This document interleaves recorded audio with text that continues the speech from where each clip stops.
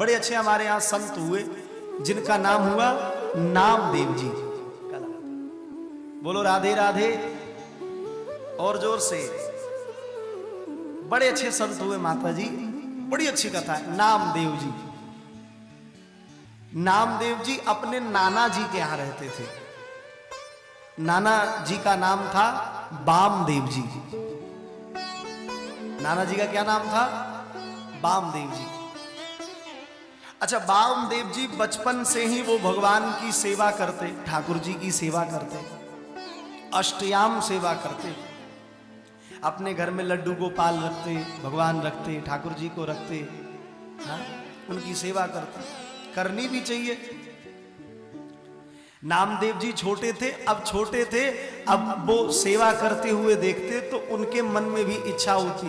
वो अपने नाना जी से कहते, नाना जी मैं भी भोग लगाऊं, मैं भी सेवा करूं। कई बालक माता जी बचपन से ही वो उनमें रुचि रखते हैं, ठाकुर जी में। कई बालकों को सिखाना नहीं पड़ता, वो जब से जन्म लेते हैं तो उनको उसमें रुचि होती है। उनके नाना जी बामदेव जी कहते, बेटा अभी नहीं, जब मैं कहीं बाहर चला जाऊंगा तब तुम सेवा किया करना। ठीक है नाना जी। अब वो सेवा करते नित्य प्रति बामदेव जी। और नामदेव जी बैठ करके कीर्तन गाते, ध्यान करते, गोविंद बोलो गोपाल बोलो, गोविंद बोलो गोपाल बोलो। लेकिन उनके मन में लालसा होती, पता नहीं मेरे नाना जी मुझे कब सेवा का अवसर देंगे। एक बार नाना जी को कहीं बाहर जाने का अवसर मिला, 3 दिनों के लिए। कितने दिनों के लिए? 3 दिनों के लिए। अब जब नाना जी जाने लगे 3 दिनों के लिए, तब बामदेव जी ने नामदेव जी अपने देवता से कहा, बच्चा मैं बाहर जा रहा हूं, 3 दिनों की सेवा मैं तुम्हारी जिम्मेदारी से सौंप लेता हूं। नामदेव जी खुश हो गए। अरे नाना जी आपको कहने की जरूरत ही नहीं।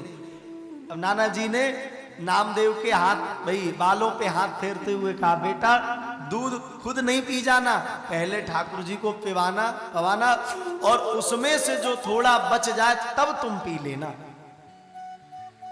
नामदेव जी कहने लगे, ठीक है नाना जी आप निश्चिंत रहो, मैं ये काम करूंगा। बामदेव जी चले गए। अब नामदेव जी आज श्रृंगार करके, भगवान को तैयार करके, वस्त्र पहनाकर, कपड़े पहनाकर, एक कटोरी में दूध लिए, गिलास में दूध रखे, बाद में काजू डाल दियो, मुनक्खा डाल दियो, बादाम डाल दियो, केसर डाल दियो, बढ़िया चमचा से चलाए के खूब बढ़िया ओटाए के दूध, और ला करके ठाकुर जी के सामने रख दिया। नामदेव जी मैया बालक बुद्धि पर्दा लगा दिया। नामदेव जी बाहर बैठ गए। भगवान थोड़ो जल्दी पी लियो, मैं भी बालक हूं, मैं भूख लग रही है। अब ठाकुर जी ऊपर बैठे हंस रहे कि जाकी बुद्धि कैसी, जाको भाव कैसे। अब नामदेव जी मन में जो सोच रहे, अब ठाकुर जी पी लिए होंगे। नामदेव जी ने थोड़ा सो पर्दा हटा के अंदर देखो, जैसे दूध रखे थे ज्यों का त्यों दूध रखा है। नामदेव जी के आंखों से आंसू निकल आए। कहने लगे, ठाकुर जी चीनी कम है क्या, शक्कर कम है क्या? अगर कोई परेशानी हो तो आप हमें बता दो, मैं दूध को पुनः ठीक करके लाऊं, लेकिन आप पी लो। आप पियोगे जब तो मैं पीऊंगा। मेरे नाना जी ने कहा, जब तक ठाकुर जी न पिए, ठाकुर जी भोग न लगावे, नामदेव तुम भी मत खाना। सवेरे नामदेव जी ने मैया 10 बजे ठाकुर जी ये भोग लगायो और संजा को 4 बज गए, पर ठाकुर जी नहीं आए। नामदेव जी दूध को उठा करके और रसोई में लाकर अपनी मैया को दे दिए। मां लो। मां को तो पता ही था कि ठाकुर जी थोड़ी दूध पीते हैं, लेकिन नामदेव जी आज सुबह से ही एक बूंद जल भी नहीं लिया, लेकिन यह बात किसी को बताई नहीं।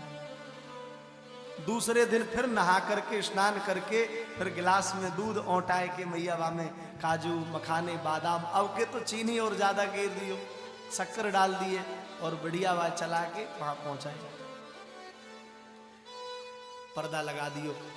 अब नामदेव जी नेत्र बंद के करके कहने लगे, अब सुनो मैं ना देखूंगा, तुम चुपचाप पी लो, मुझे लग रही है तुम्हें मुझे तो शर्म आ रही हो, अब ऐसा करो तुम पी लो, हम बाहर बैठे।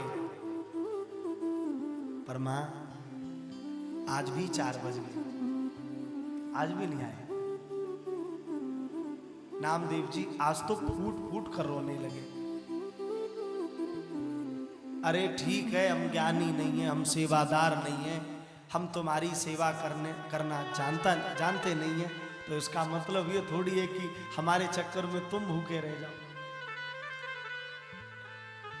आज नामदेव जी के सामने ठाकुर जी प्रकट नहीं हुए। दूसरा दिन आज भी नामदेव जी ने एक बूंद जल नहीं लिया। तीसरे दिन सुबह सुबह स्नान इत्यादि करके फिर दूध तैयार किए और अब के दूध सामने पर्दा के सामने रख दियो, पर्दा लगा दियो। आज भी सवेरे ते प्रार्थना करवे लग गए, आज भी 4 बज गए। नामदेव जी ने कहा, देखो कन्हैया ठाकुर जी, आज तुम अगर दूध नहीं पिए तो मैं कल नाना जी को मुख क्या दिखाऊंगा। मेरे नाना जी कहेंगे तेरी सेवा में कसर रह गई, तभी ठाकुर जी ने दूध नहीं पिया, और मैं ऐसा कलंकित चेहरा अपना नाना जी को, अपने नाना जी को दिखाऊं, ये संभव नहीं है।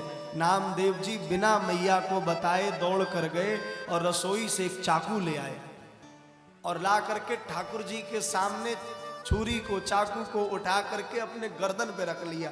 बोले ये कलंकित चेहरा ही मैं नहीं रखूंगा। और जैसे ही अपने धड़ पे बार करने लगे, ठाकुर जी एकदम से तुरंत वहां प्रकट हो गए और नामदेव जी का हाथ पकड़ लिया। अरे नामदेव क्या कर रहे हो, क्या कर रहे हो, क्या कर? भैया मैं तेरा दूध पी रहा हूं। और तुरंत ठाकुर जी ने वो दूध का गिलास उठाया और तुरंत पी लिया।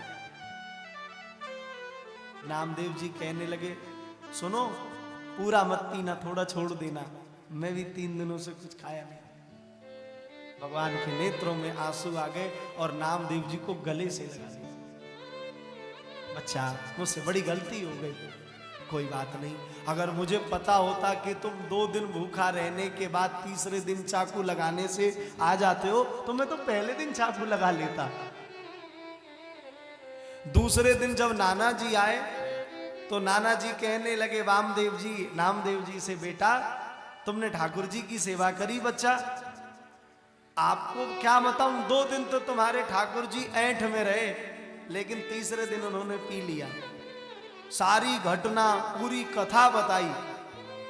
वामदेव जी कहने लगे मैं यकीन नहीं करूंगा, मेरे सामने पिला के दिखाओ।